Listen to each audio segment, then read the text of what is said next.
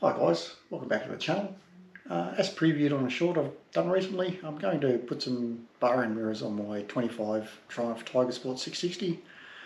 They generally don't come with bar end mirrors, so after a little bit of research I've found out that you can put Trident ones on them. So yeah, we're going to have a bit of a go at that today. These are genuine Triumph ones. I will put the part numbers on the screen for the mirrors and the bar end finishes. I know there's some you can get from Ali and places like that, but I like the Triumph ones and trying to keep it sort of a little bit sort of Triumph specific. So yeah, I'm going to run through and just put together a little bit of an install video. Pretty simple. I've looked into it pretty hard, so I'll just maybe reset the camera to a bit of a vision so we can see what's going on. Actually, pretty easy. So step one, we're going to take off the original Mickey Mouse mirrors just with a 14mm spanner. You can give them a bit of a tap. I'm a bit old school, I use spanners, so just going to undo that, unwind the mirror. I do have some finishes coming for the holes off Ali. The Triumph ones for the Trident don't fit. I don't know why, because they look like they're the same, but they just don't fit. So that's the mirror off. So I will find a finish for this hole. Well, I have found some there. They are coming. Next step is to take off the factory weight, factory bar end weight. It's going to be a 4mm Allen key. Basically undo the weight of the Allen key in the end. This will have a bit of a proportion of thread lock on it, so it will be tight all the way.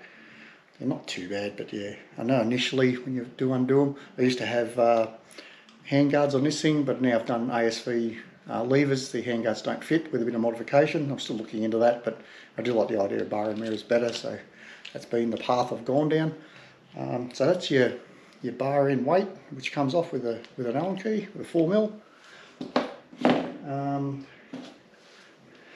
This little bracket goes on. This is what the actual mirror will connect to, and that's what it clamps onto to set the angle if you wish. The end of the mirror, or the end of the bar, is actually shaped to suit that. It is the same as a Trident. I saw some Trident ones with the bar weights off, so I had a bit of a look. There is a flange on the inside that will go to the middle of the bar. That is to stop the mirror from travelling too far on that spacer. That clips on there. There's a flat section at the bottom here. That's what locates it.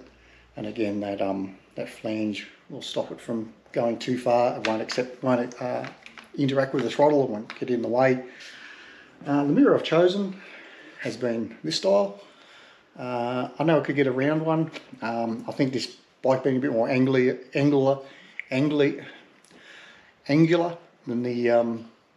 than the Trident. I think this shape works better.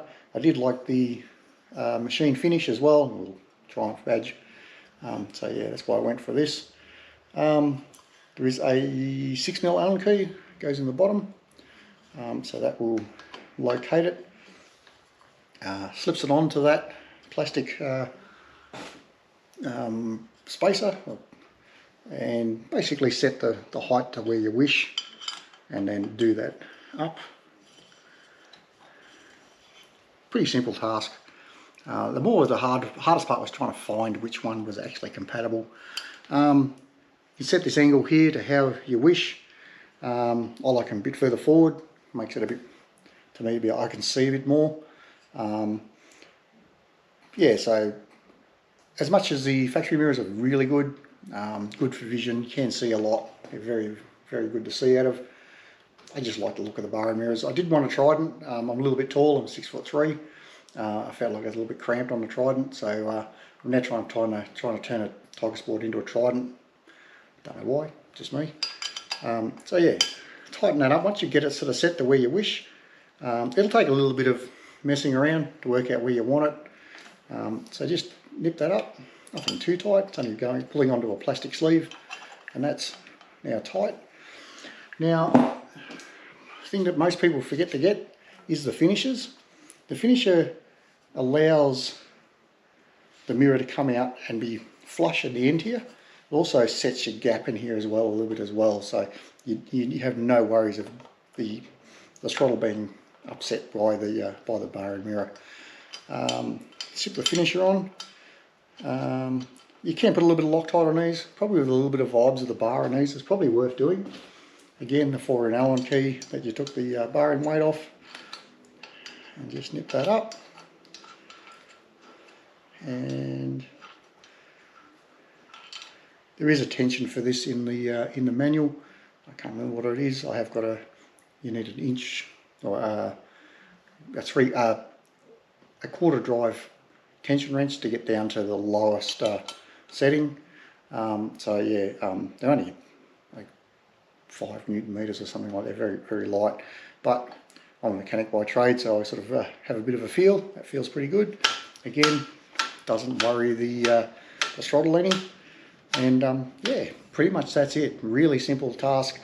I will include the part numbers, just in case somebody wants to go down the Triumph parts route. They aren't cheap. They were about, with the finishes and the mirrors, about $400 Australian, which seems a bit expensive for mirrors, but I like the look of them, and you know, a bit of a thing with factory parts on bikes. So except for the ASV levers, so I'm a bit of a hypocrite there, but yeah, I did like those levers. But yeah, but as for the mirrors, I like the look of these ones, so they worked quite well. So yeah, that's the install. Again, the other side is just a repeat of this by the magic of YouTube. Boom, it's done. So yeah, I didn't know how it worked because I had a bit of a go at it before. So yeah, that's the install. A few other mods on this bike. I have gone for the Puig Sport screen. The factory screen was pretty good. I did find, again, being tall, no matter what setting it was, it put all the wind into my helmet. Didn't really like it. The buffering was pretty intense once you get sort of around that 90, 100k an hour. So I've gone for the sport screen, puts more of the wind into my chest. Definitely a good way to go for taller riders. For shorter riders, it can work very well. You can put an extension on the factory screen. This one's 10 mil shorter. 100 mil shorter. 10 mil is not very much. 100 mil shorter. So in its maximum height, it is the height of the factory screen in its lowest setting. So yeah, if you've got a little bit more of a windy day, you can then set this up for the highest one. It does not put it as much into your helmet, probably into the base of the helmet, which is not so bad. I generally just run at the lowest setting because it just works for me. Really easy to shift on, work on the fly. So yeah, it works quite well. Again, I've fitted the ASV levers. These things are awesome. I know they're expensive. So yeah, it's I think these were around, for the pair, for the clutch and the brake, around $5.50 Australian, which is a couple of bucks for levers. They are a 5-year unconditional warranty. You bust it, they replace it.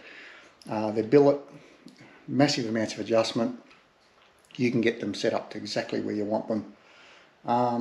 Yeah, so that's pretty much it on the handlebars at the moment. Again, still waiting for the finishes for the holes.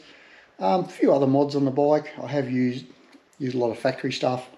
I do run the factory sliders. Just put this camera off. Yeah, so the factory sliders, they just meet into the bike really well. Sort of look part of the bike. They don't look like an add-on like some of the other systems.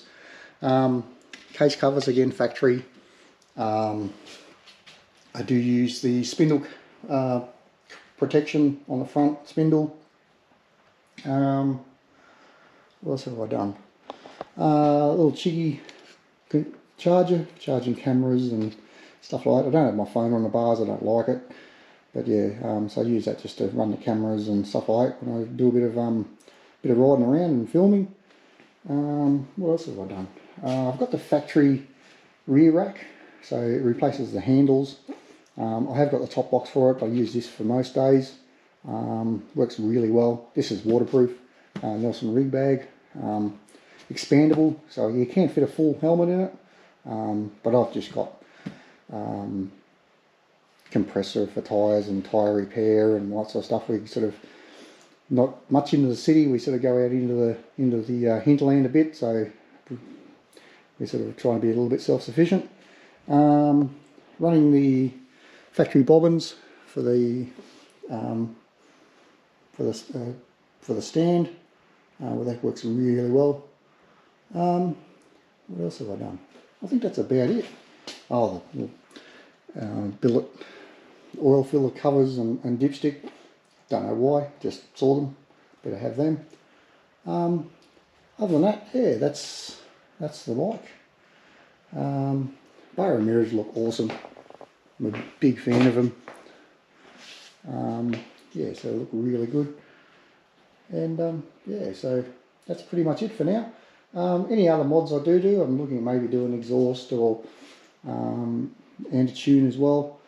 Again, it's just as restricted as a lamb's bike. It still goes quite well, but yeah, she does need a little bit more punch. But yeah, that's it. Those guys, any comments, let me know. If you do want to know anything about what I've done with the bike, just definitely add in the comments and I'll endeavour to answer your questions. Yeah, with the 660, these are an awesome bike. They go really well. Yeah, so I've done nearly 10,000 Ks on this now, and yeah, really love it. Anyway, thanks for watching, guys, and we'll see you in the next one.